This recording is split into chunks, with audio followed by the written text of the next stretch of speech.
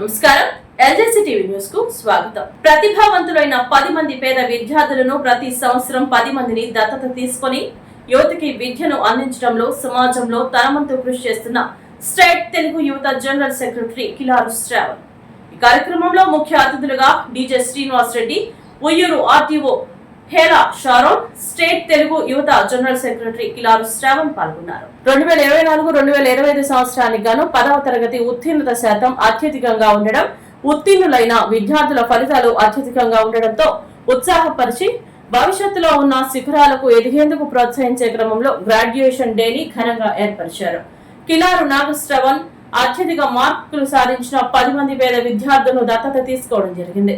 వారు ఉన్నత చదువులు చదివి ఉన్నత ఉద్యోగాల్లో స్థిరపడే వరకు వారికి ఆర్థికంగా, మానసికంగా వెన్నంటే ఉండి వారి జీవిత ఆశయంలో చేరాలనుకున్న గమ్యాన్ని చేరుస్తామని భరోసా ఇచ్చారు.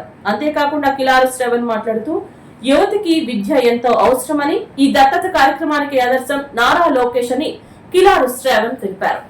ఒక చిన్న అనౌన్స్మెంట్, అంటే ఈ అవార్డింగ్ సెరమనీ ముందు ఒక చిన్న అనౌన్స్మెంట్. మన పిల్లలు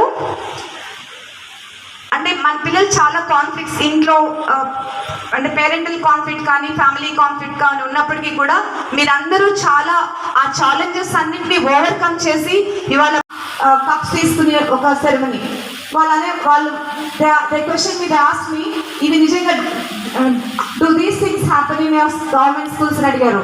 సో ఈరోజు మీరు ఆ రెండు బొమ్మలకి, ఆ రెండు పిక్చర్స్ కి you boys and girls brought life and spirit to those pictures. So from my core I just extend my showers of love, warmth and affection to each and every one of you. So ఈ రోజు ఈ programme లో ఇక్కడ చక్కగా participate చేస్తున్నారంటే, so మనం graduation who are compassionate and who are disciplined and who try to achieve what they aspire. And I also say there is one quotation here, aspire, achieve and serve.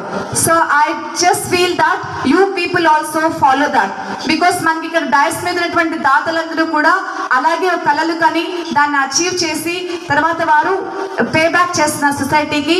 అలాగే ఇక్కడ కూర్చున్న చిన్నారులు అందరూ కూడా అలా సొసైటీకి మంచి పే బ్యాక్ ఇస్తారని కూడా